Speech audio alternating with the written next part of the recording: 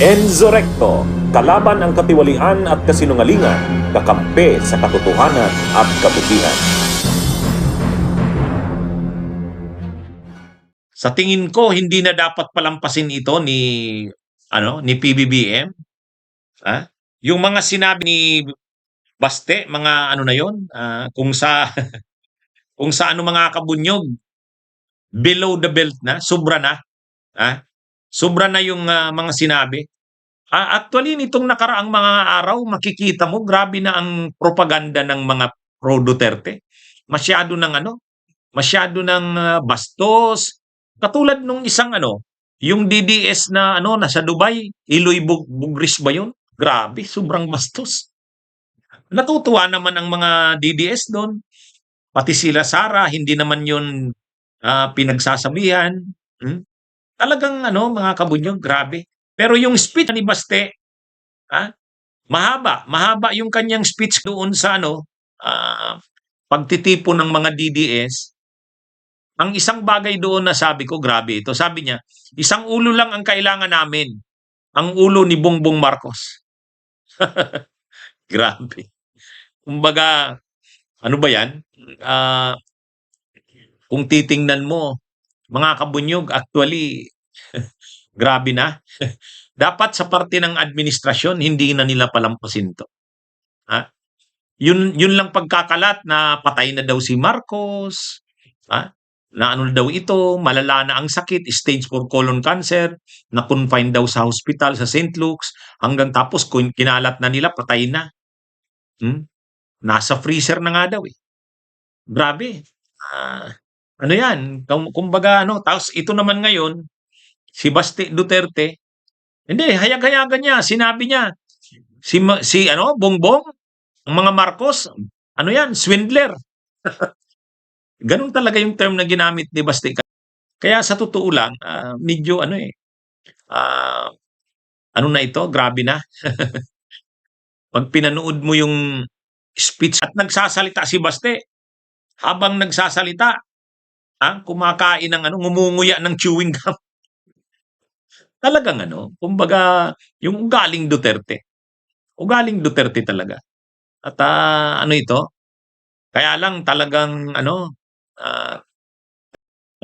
ang mga Marcos, yan? Swindler yan.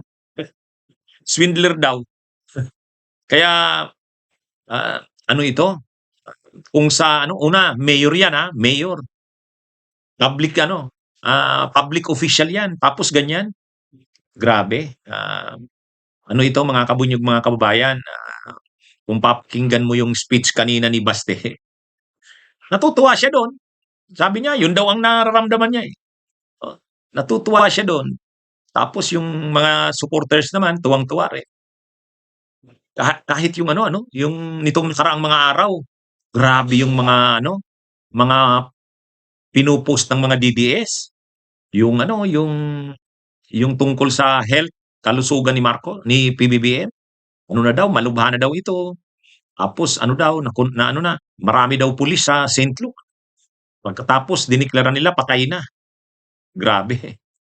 Kaya, kung titingnan mo mga kabunyog, mga kababayan, ako pinapanood ko yung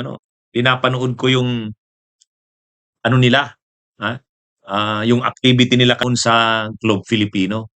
Pinanood ko buong speech ni Baste. Buong speech ni Baste, pinakinggan ko. Habang nakikinig ako sa kanya, sabi ko, talaga to? Duterteng Duterte. Duterteng Duterte. Yan?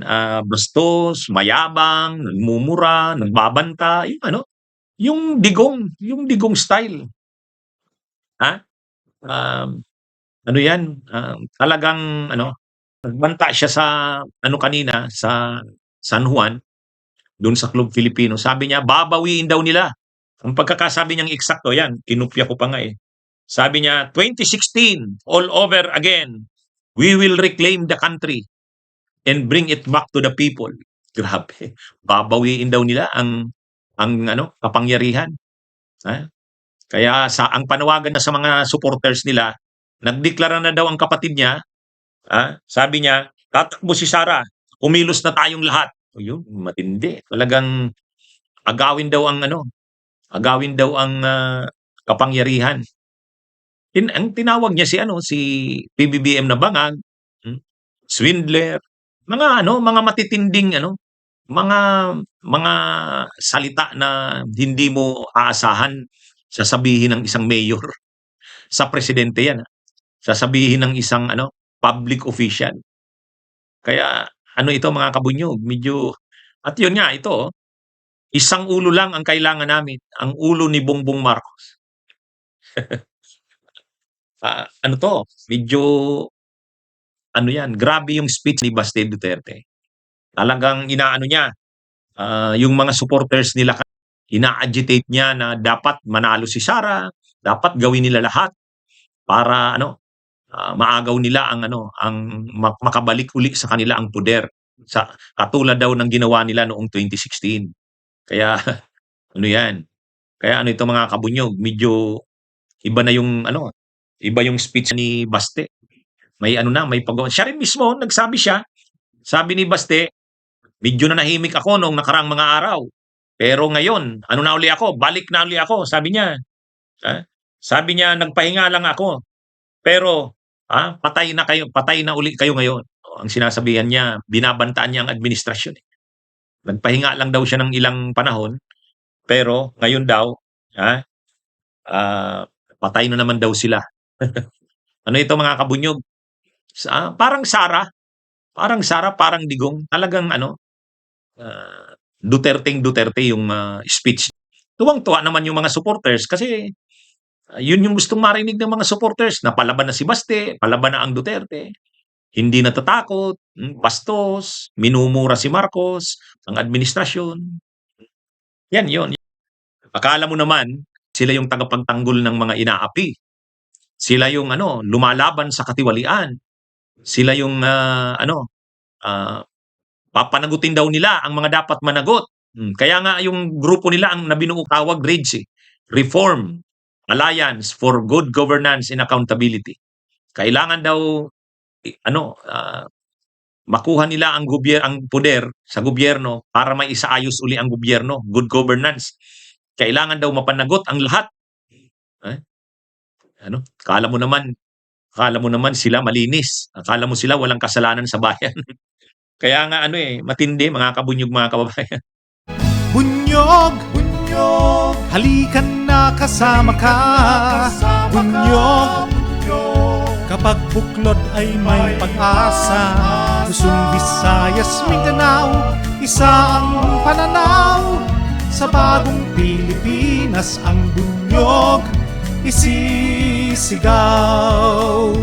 Bunyog.